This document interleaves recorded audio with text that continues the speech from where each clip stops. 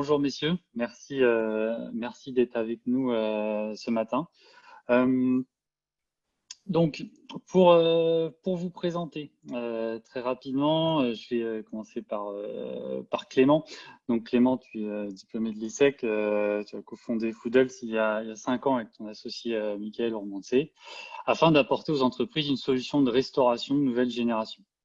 Et donc, c'est l'ambition de Foodles, qui est une solution de restauration d'entreprise qui a vocation à remplacer les selfs traditionnels.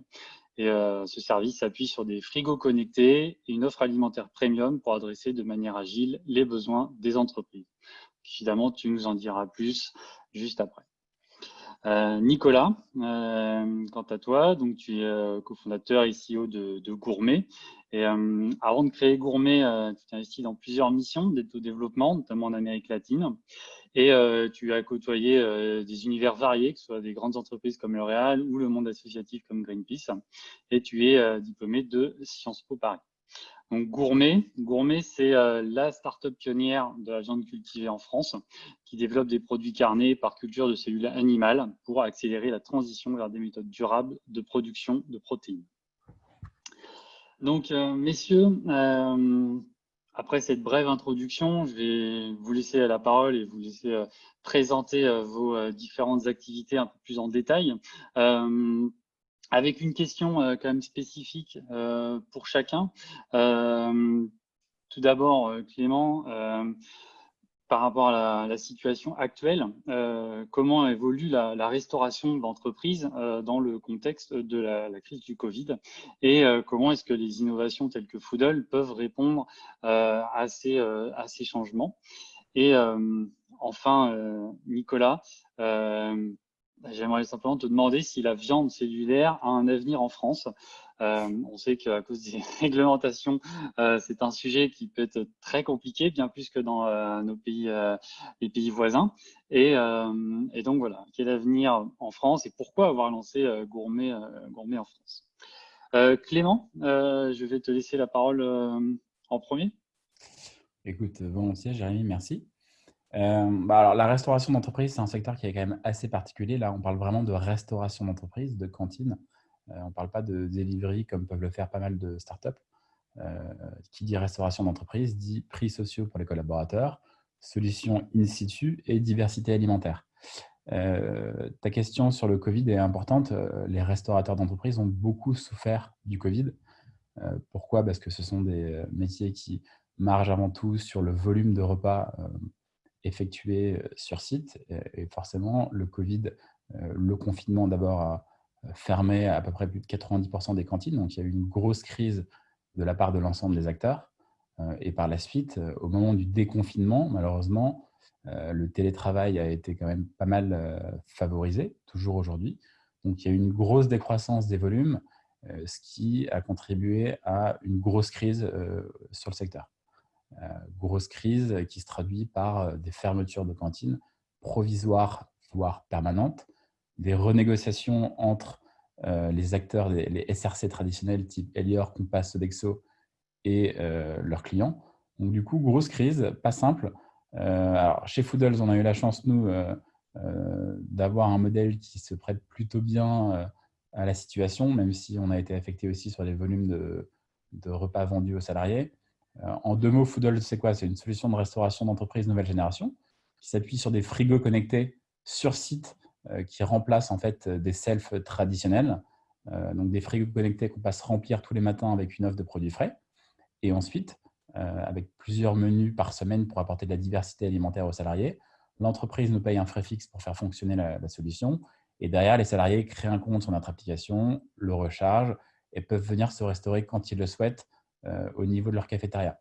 Et l'intérêt de notre modèle en fait, pendant le Covid, c'est qu'en fait, on a un système qui fonctionne sans personnel, donc avec moins de contacts, des plats qui se trouvent dans les frigos. Donc globalement, on limite vraiment les contacts. On arrive à rationaliser un peu ce moment de la pause déjeuner. Et en fait, nous, oui, on a eu une grosse baisse des volumes au niveau des consommateurs. Par contre, on a multiplié par 3 nos ouvertures de cantines, ce qui est assez paradoxal et très surprenant quand on parle aux autres acteurs un petit peu plus gros que nous. Donc en fait, nous, pendant le mois de mars, avril, ça a été compliqué. Mais dès le mois de mai, on était sur un rythme d'ouverture qui était 3 fois supérieur à la normale. Donc voilà, le Covid a été compliqué pour l'ensemble du secteur. Nous, on a la chance d'avoir un modèle qui se prête plutôt bien au Covid, hein, et donc du coup, on a plutôt bénéficié, même si c'est un peu dur de dire ça, mais clairement, la période pour nous est assez faste, dans le sens où en fait, il y a plein de self traditionnels qui faisaient 200, 300, 400, 500 couverts jour, qui avec le Covid font plutôt 100, 200, 300. Et ces volumes-là, en fait, sont très mal adressés par les gros acteurs.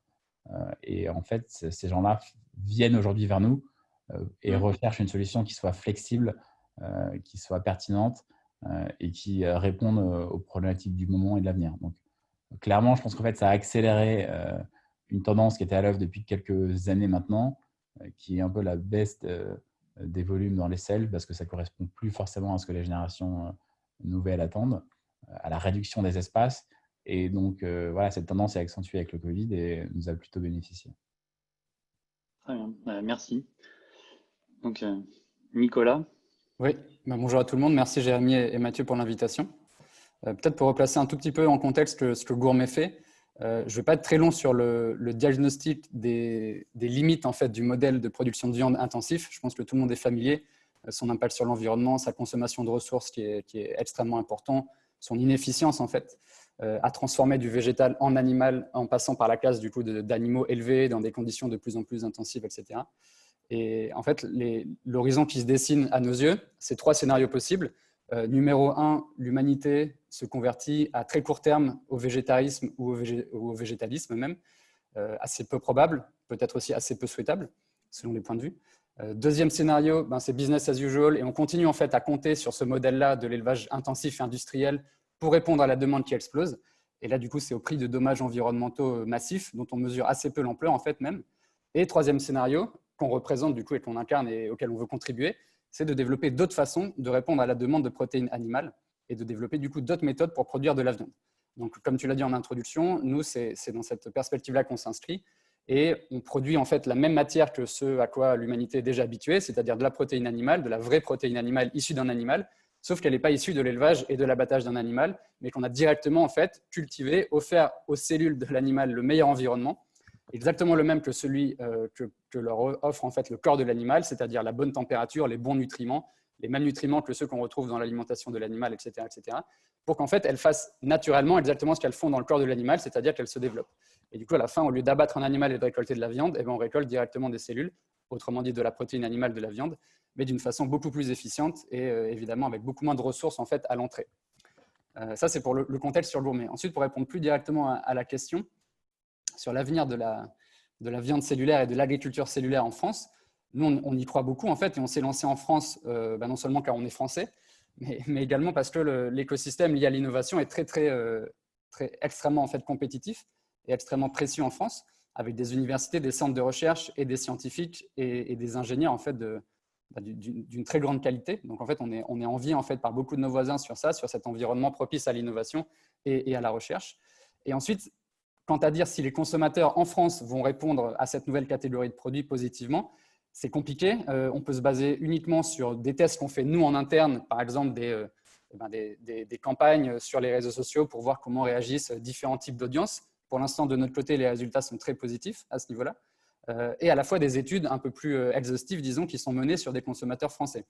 Et par chance, du coup, hasard du calendrier, le 21 septembre, donc il y a 48 heures, il y a la première étude en fait, d'ampleur qui est sortie, qui a été cofinancée par l'INRA en France et par une université au UK dont j'ai oublié le nom, qui porte en fait sur l'acceptation des consommateurs de la viande cellulaire en France. Et les résultats en fait, sont hyper encourageants puisque plus de la moitié des répondants disent oui à la volonté de tester en fait, au moins ces produits-là. Et si on regarde ceux qui seraient prêts éventuellement à faire un switch, à remplacer une partie de leur consommation de viande conventionnelle par de la viande cultivée, on est à un tiers. Donc ça peut paraître peu, mais imaginez, vu les volumes en fait, et vu l'impact qu'a la consommation de viande sur notamment l'environnement, si déjà 30% de la demande dans les prochaines années est remplacée par des méthodes de production beaucoup plus durables, c'est bingo en fait, c'est déjà gagné et c'est une part extrêmement importante. Et ces résultats-là sont très encourageants, malgré en fait un biais extrêmement fort qu'on appelle la néophobie, c'est-à-dire que plus vous êtes familier avec un produit, plus vous êtes enclin à l'accepter, à vouloir le goûter, à vouloir le tester. Et là, de facto, la viande cultivée n'est pas encore sur le marché. Donc, il n'y a aucune entreprise, aucune start-up qui n'a déjà commercialisé son produit, nulle part dans le monde. Pour l'instant, comme Gourmet, tout le monde en est au stade de la R&D, avec des challenges de R&D assez importants. Mais donc voilà, malgré le fait que ces produits ne sont pas du tout testés, personne ne les a goûtés, on a déjà des acceptations, des taux d'acceptation a priori qui sont très, très encourageants. Merci. Bon, très bien. Bah, écoute, c'est effectivement très encourageant. Alors juste un mot pareil pour les spectateurs. Vous pouvez poser les questions avec le même outil pour nos deux entrepreneurs. On y répondra dans la suite de la table ronde. Je voudrais parler maintenant avec vous de l'écosystème français et de sa maturité. On a vu avec l'exposé de Mathieu que aujourd'hui, on assistait à des levées de fonds de plus en plus importantes, qu'on avait un écosystème qui se développait, des entreprises qui étaient de plus en plus développées, importantes et qui en plus se mettaient à exporter.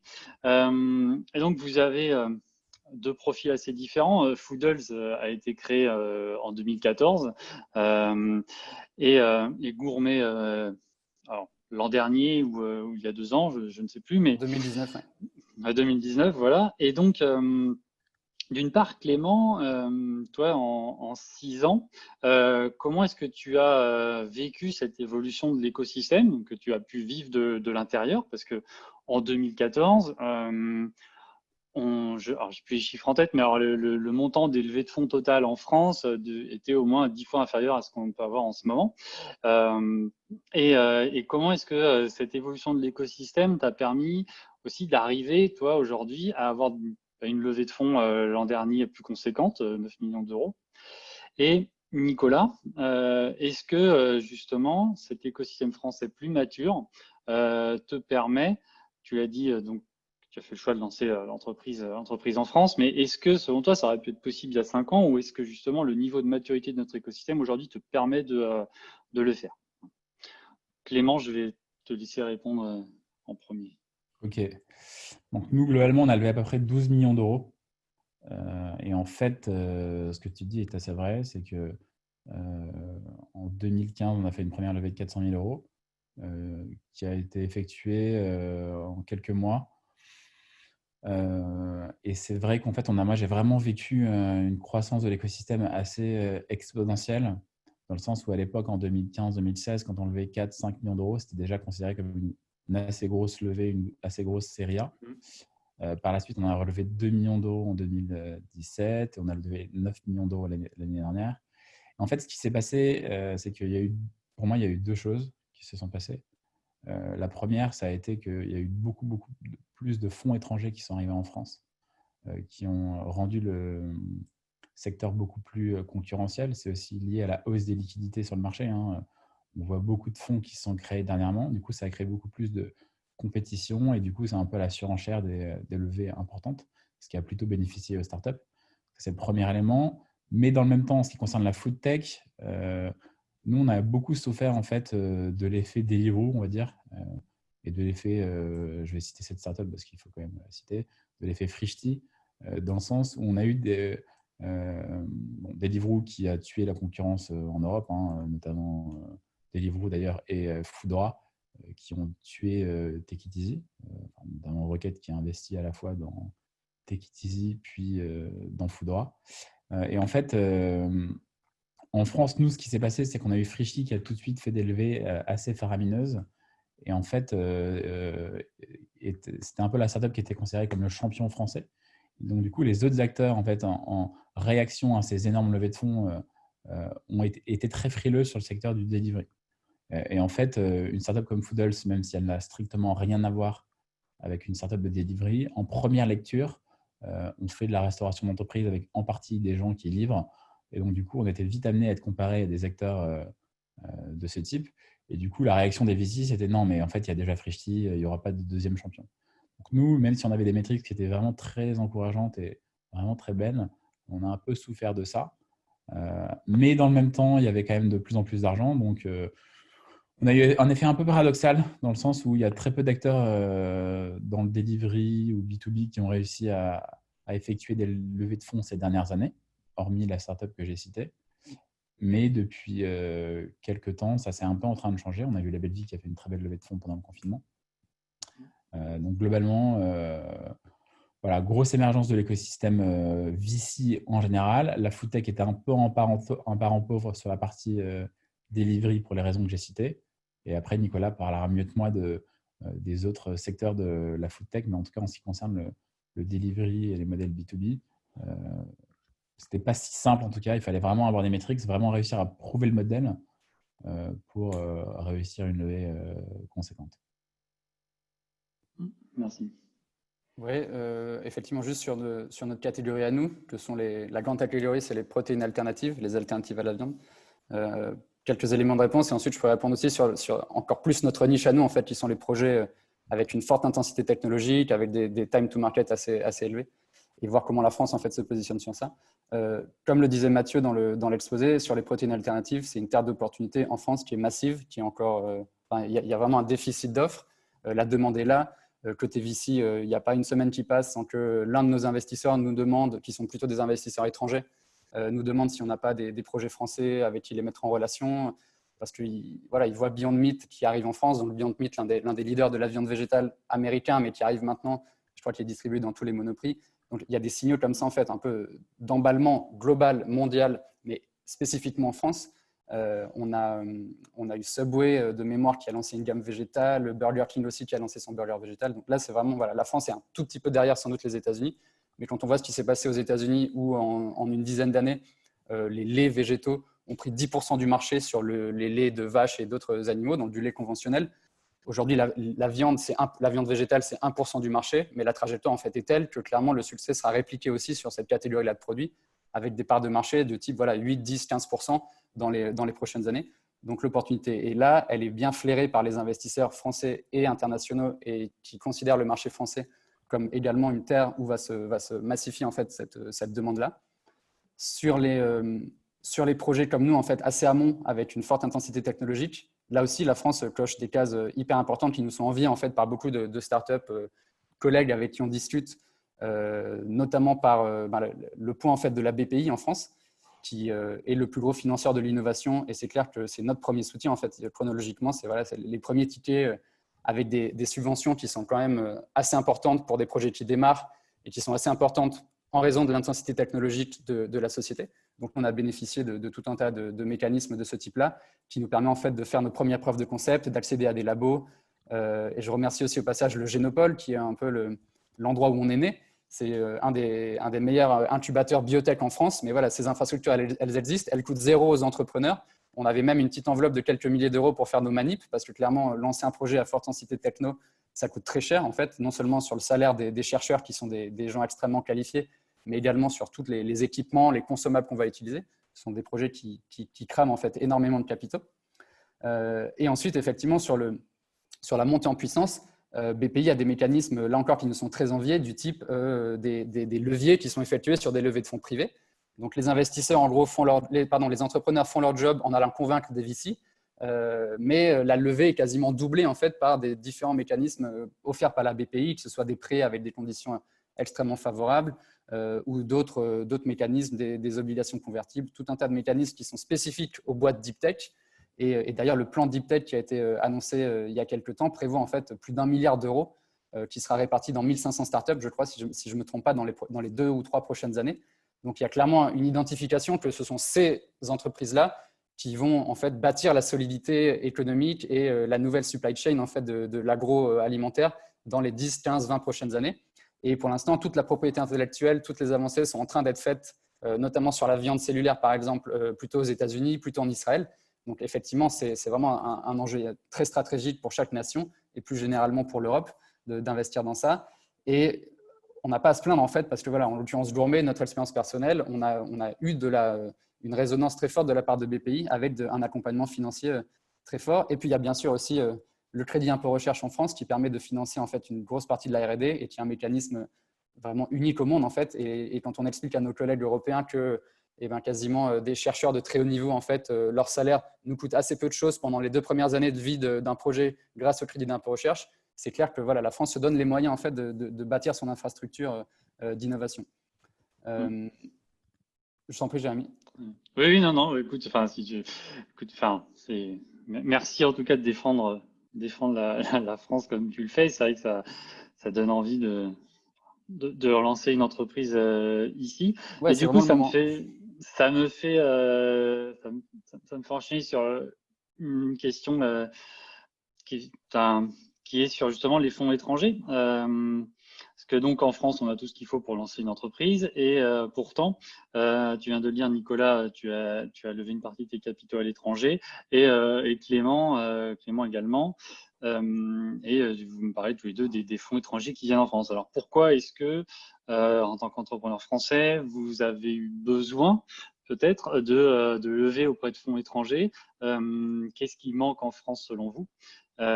Également, si vous avez peut-être encore besoin de lever de l'argent à l'avenir, est-ce que vous pensez qu'en France, il y aura des fonds qui pourront répondre à cette demande ou est-ce que vous devrez également vous tourner vers l'étranger?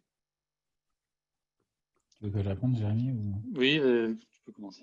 Ok, donc nous, on a levé une partie de nos capitaux avec DN Capital, qui est un fonds anglo-saxon. En fait, nous, on trouvait ça intéressant d'avoir un mindset anglo-saxon au sein de notre board. Aussi parce qu'on a des ambitions qui sont au-delà de la France. Ça peut paraître prétentieux de le dire, mais on a vocation à devenir leader en Europe d'ici à 5-6 ans. Et en fait, rester trop franco-français dans sa table cable peut poser des problèmes par la suite en termes d'ambition et de mindset.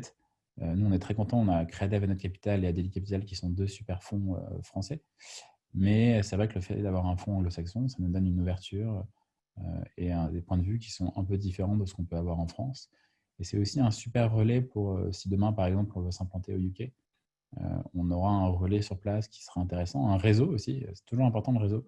Quand on lance un concept, même s'il est B2B, même si les acteurs n'ont pas forcément du réseau qui nous permettra d'ouvrir directement des cantines. Mais en tout cas, c'est toujours intéressant d'avoir ce type d'acteurs à son capital.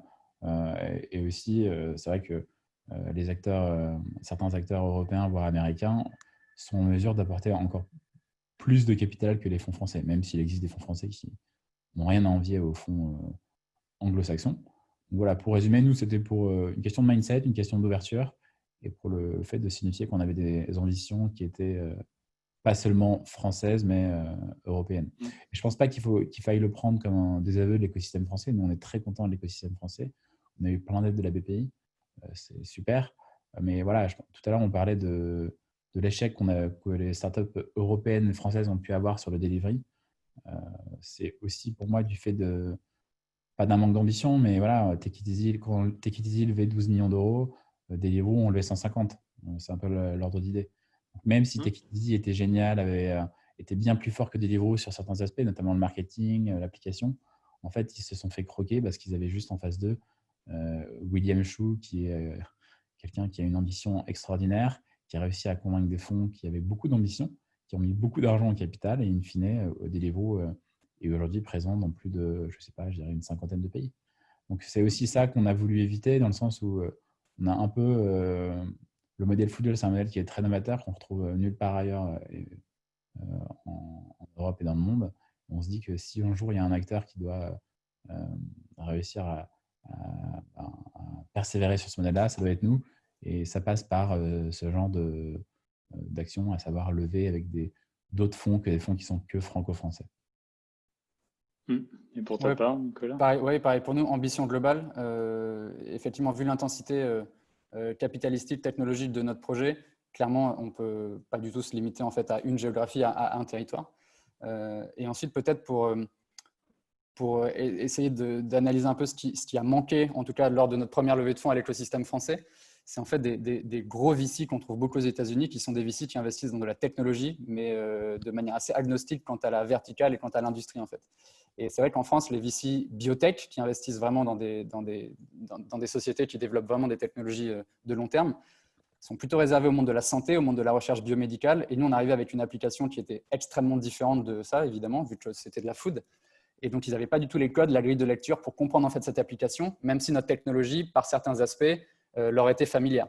Aux États-Unis, il y a vraiment des fonds, des très gros fonds qui juste se fichent complètement de l'application de l'industrie, mais qui veulent juste investir dans des technologies, dans des boîtes qui développent de l'IP et de la tech de très long terme, qui ont une chance d'apporter des produits extrêmement innovants qui vont remplacer ou rendre obsolète le produit d'avant. Et donc ça, c'est vrai qu'il manque un peu ça en France, où on avait d'un côté des VC biotech et de l'autre des VC un peu plus généralistes ou food ou autres, qui n'avaient pas du tout une sensibilité techno, biotech très forte. Maintenant, on est soutenu quand même par un VC français, en l'occurrence c'est Utopia, dont Mathieu a évoqué le nom tout à l'heure. Donc voilà, il y a quand même des gens en France qui sont capables de faire des paris sur des projets de long terme comme le nôtre, et on les en remercie encore. Et après, oui, peut-être juste pour revenir aussi sur une partie de ce que disait Mathieu qui était intéressante, c'était sur le fait que quelque part, les startups qui vont accueillir des VC étrangers à leur cap table, elles défrichent un peu aussi le terrain pour d'autres boîtes françaises. Et comme je le disais tout à l'heure, il n'y a pas une semaine qui passe sans que des VC étrangers à notre cap table nous demandent de leur sourcer des projets français. Donc en fait, ils se sont rassurés. Ils ont vu en fait qu'il n'y avait pas nécessairement des lourdeurs administratives extrêmes, comme qui sont un petit peu les clichés en fait qu'avaient nos VC américains, qui nous avaient demandé à l'époque de développer une structure US en fait pour accueillir leur investissement. On a un peu bataillé pour ça. On leur a dit non, on reste en France. Ils ont fini par accepter et maintenant ils sont prêts à investir dans d'autres boîtes françaises. Donc c'est vrai qu'il y a aussi, c'est important que les entrepreneurs ne se limitent pas sur leur ciblage en fait de VC à que des VC français, puisqu'il y a de plus en plus de VC étrangers qui regardent la France avec énormément d'intérêt. En effet. Et c'est justement pour ça d'ailleurs que chez Digital Flow Lab, on a fait ce top 25 justement pour afficher quelles sont aujourd'hui les sociétés sur lesquelles il peut être intéressant de s'intéresser si on est VC étranger. Quelques questions qui viennent du public alors question très liée à l'entrepreneuriat et au développement de votre entreprise. Comment est-ce que vous voyez tous les deux votre avenir pour vous et votre start-up?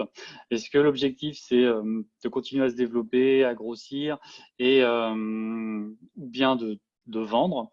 Et plus spécifiquement pour Nicolas, dans combien de temps est-ce que justement on peut s'attendre à avoir des produits de viande cellulaire sur le marché, je veux dire dans les étagères. Voilà.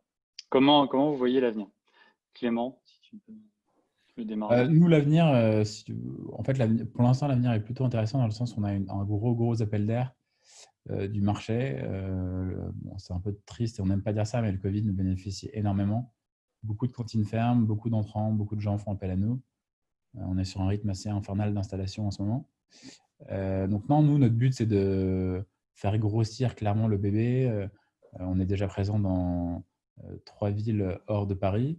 On commence à bien mailler les régions. Il y a le défi de l'international, donc on n'a pas vocation à céder à la startup tout de suite, loin de là.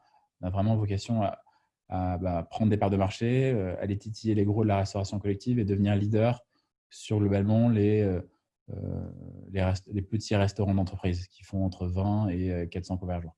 C'est notre ambition. Après, le marché de la restauration collective en France, c'est un marché qui est assez énorme. Hein, c'est 10 milliards d'euros de chiffre d'affaires. Aujourd'hui, on fait beaucoup moins que ça. Donc, on a un beau boulevard devant nous. Voilà, l'ambition, c'est pas de revendre dans un an. L'ambition, c'est au contraire de faire grossir le bébé. Et puis après, on verra si on en fait une boîte profitable directement, même si on n'est déjà pas très loin de la rentabilité, ou si au contraire on décide de céder on n'est pas dans un mindset aujourd'hui de cession rapide. Au contraire, franchement, on est dans une super trajectoire avec des métriques qui sont vraiment magnifiques, un business model qui fonctionne. On n'a aucun intérêt en fait à envisager une telle chose aujourd'hui. Ok. Nicolas? Pareil, de notre côté, on ne réfléchit pas vraiment à la sortie, comme on dit entre guillemets. On ne sait pas si on sera racheté, si on gardera la boîte sur 10 ans, sur 15 ans. On verra. De toute façon, l'écosystème de l'agriculture cellulaire est en pleine émergence. Il y aura très probablement des acquisitions. On a la chance en fait de développer une technologie qui est vraiment qui n'est pas du tout dans l'ADN des acteurs à la fois du monde de la recherche classique, du biomédical, ni dans l'ADN des grosses entreprises qui produisent de la viande en fait. Donc, on sait très bien en fait qu'on est en train de développer une technologie qui pourra intéresser tout un tas d'acteurs qui ne mettent pas du tout de moyens actuellement pour la chercher, pour la développer, parce qu'elle est trop loin en fait de leurs compétences clés.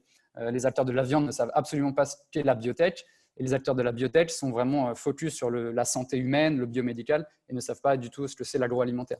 Donc en fait, on sait qu'on va être très convoité, que toutes les startups qui développent ce qu'on fait en fait le seront aussi. Donc, on se prend le temps de trouver les bons partenaires, mais là, clairement, on a le nez, les yeux focus dans nos équipements, en fait, pour vraiment cocher toutes les cases et les maillons et les jalons techniques, parce que c'est vraiment ça le cœur du sujet. On l'a dit, on est une entreprise avec une forte intensité technologique. On fait de la R&D là, à ce stade-là, et on a beaucoup de challenges sur ça qui sont des challenges assez fondamentaux, techniques. Comment est-ce qu'on arrive à produire des cellules dans une quantité très importante qui puisse nous permettre d'avoir un produit compétitif en termes de coût pour le consommateur et pas quelque chose vendu à 5 000 ou 10 000 euros le kilo, ce qui n'aurait aucun sens. Donc ça, c'est vraiment ce qui nous occupe aujourd'hui. Mais également, on regarde plus l'aval avec l'enjeu réglementaire et l'enjeu d'acceptation aussi des consommateurs qui est hyper important. Donc, on travaille déjà avec les principales agences de régulation des aliments, l'EFSA à l'échelle de l'Europe, la USDA et la FDA à l'échelle des États-Unis, qui sont en train en fait, de comprendre comment réguler ces nouveaux types de produits, qui sont certes de la matière première, disons de la protéine qui est déjà consommée par les êtres humains, mais le fait même qu'elle soit produite de manière complètement différente, ça pose un certain type de questions qui ne sont pas applicables dans le cas de l'élevage. Donc, il va falloir les aider en fait, à réglementer ces produits, leur faire comprendre qu'est-ce qui se passe en fait dans notre processus de production. Et ça, c'est un des gros enjeux pour nous. Et j'ai oublié la deuxième partie de la question qui était l'accès au marché des premiers produits. Ouais, quand est-ce qu'on va pouvoir manger ? En fait, c'est une question assez compliquée à répondre parce que tout dépend de l'échelle. Je pense que dans les 12 à 18 prochains mois, on va voir des premiers tests dans quelques restaurants. Pourquoi pas en Californie, pourquoi pas à Singapour. On a KFC Russie, ce qui est un peu exotique, mais voilà, la branche russe de KFC a dit qu'ils allaient faire un test dans quelques KFC de Moscou avec des nuggets obtenus par agriculture cellulaire. Donc ça, on verra des premiers tests de cette nature-là, mais qui ne valideront pas nécessairement la compétitivité en termes de prix. Ce sera vraiment des choses très niches, sans doute encore très chères. Si on parle de nuggets de poulet ou de burgers de bœuf ou je ne sais quoi, compétitifs en termes de prix avec la viande conventionnelle, là, on est plus sur l'échelle de la décennie. Maintenant, pour nous, la chance qu'on a de travailler sur le foie gras, c'est qu'on pourra en fait proposer un produit qui sera compétitif avec le foie gras conventionnel, le foie gras étant bien évidemment bien supérieur en termes de prix à d'autres types de viande. Donc, nous, on a cette opportunité-là. Mais voilà, ce sera très graduel. D'abord des tests à petite échelle dans quelques restaurants, ensuite des produits hybrides où on verra les cellules en fait cultivées, utilisées comme un ingrédient au sein de préparations sans doute quasiment intégralement végétales, peut-être avec 6 ou 7% de cellules qui viendront donner un goût très très spécifique, où on viendra retrouver les arômes animaux, la graisse animale, cette satisfaction qu'on a quand on mange de la viande classique, conventionnelle. Et ensuite, dans un troisième temps, plutôt à l'horizon de 10 ans, comme je disais, des produits plus complexes du type un beefsteak, une entrecôte, produits comme ça. Très bien. Écoute, on a hâte. Enfin, moi, j'ai hâte. Pressé de goûter ce type de produit. Écoutez, merci messieurs. Pour conclure, parce qu'on a déjà débordé sur l'horaire, si vous avez un dernier mot à nous partager et peut-être également si, je sais pas, vous avez une annonce, vous recrutez, vous avez d'autres besoins spécifiques et vous voulez le partager à l'audience, c'est le moment. Pour tous les participants, si vous avez d'autres questions, n'hésitez pas à nous contacter directement à Digital Food Lab. Et en tout cas, je vous remercie tous d'être venus ce matin. Donc, messieurs, est-ce que vous avez un dernier mot ? Moi, je voulais faire un petit coucou à ma compagne qui m'écoute là. Petit clin d'œil, une petite blague. Sinon, non, écoutez, merci pour cette conférence. Je pense que les sujets food tech, en fait, j'ai toujours dit que si un jour on devait avoir des champions, si la France devait être bonne dans un secteur, c'est bien la food tech. Moi, je ne pense pas qu'un acteur anglais ou allemand puisse nous concurrencer sur des sujets aussi français que la food. Donc, s'il y a bien un secteur où on doit être bon au-delà du luxe, c'est la food. Et j'espère vraiment qu'on va réussir à faire émerger des champions nationaux. Et je pense qu'on a vraiment beaucoup, beaucoup d'arguments pour ça. Je vous donne un exemple. Moi, j'avais rencontré William Schull, PDG de Deliveroo, il y a quelques années. Et il me racontait que quand il venait en France et qu'il testait les restaurants qu'il y avait sur Deliveroo, à chaque fois, il était impressionné par la qualité qu'on pouvait retrouver en delivery en France, qui n'avait aucun égal à travers le monde. Et ça, je trouve que c'est vraiment révélateur du savoir-faire français. Donc là, c'est vraiment sur la cuisine. Et je pense qu'on peut vraiment en faire quelque chose et on a vraiment notre carte à jouer sur un secteur comme celui-là. Donc, j'espère que Foodles, Gourmet, je ne sais pas quelle autre startup, mais qu'on réussira à créer des champions nationaux, européens, voire mondiaux, et qu'on fera rayonner la France à travers le monde. J'espère également. Ouais, voilà, je ne peux plus être d'accord avec ça. La nourriture, c'est tellement un territoire culturel, tellement émotionnel, que je partage complètement l'analyse de Clément. On sera attaché en fait à continuer à consommer des produits français fabriqués en France avec des marques françaises. Et c'est clair qu'il y a un peu un déficit en ce moment, notamment sur les protéines alternatives. Il faut qu'il y ait d'autres projets. Donc voilà, s'il y a des aspirants entrepreneurs qui nous écoutent, il n'y a jamais eu un meilleur moment pour entreprendre en France sur ces thématiques-là. Il y a une appétence qui est considérable des consommateurs, des VC, des investisseurs. Bref, c'est vraiment le bon moment.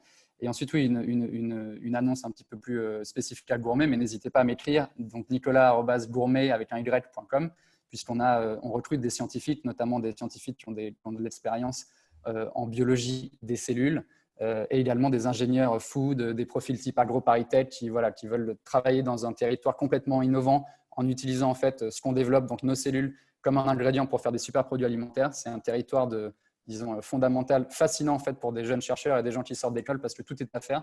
Et voilà, Gourmet, on est très bien positionné pour être leader dans cette nouvelle expertise-là. Donc, n'hésitez pas à m'écrire, nicolas@gourmet.com. Et merci Jérémy et Mathieu pour l'invitation encore une fois. Et juste petite précision, pareil, chez Foodles, on recrute beaucoup de profils assez différents. Donc, clément@foodles.co si vous êtes intéressé ou même si vous avez des questions sur notre modèle, n'hésitez pas. Et encore une fois, merci beaucoup Jérémy et Mathieu pour l'invitation. C'était vraiment très intéressant. Écoutez, merci à vous. Un dernier rappel sur le rapport Foodtech en France que nous avons publié, que vous pouvez commander sur notre site, donc qui comporte tous les chiffres et bien plus que ce qu'on a présenté ce matin, ainsi que la liste de toutes les startups actives en France. Voilà, je vous remercie tous, participants et spectateurs pour ce webinaire matinal. Et je vous souhaite une bonne journée et vous dis à très bientôt pour un prochain webinaire Digital Food Lab. Merci à tous. Bonne journée. Ouais. Au revoir. Au revoir.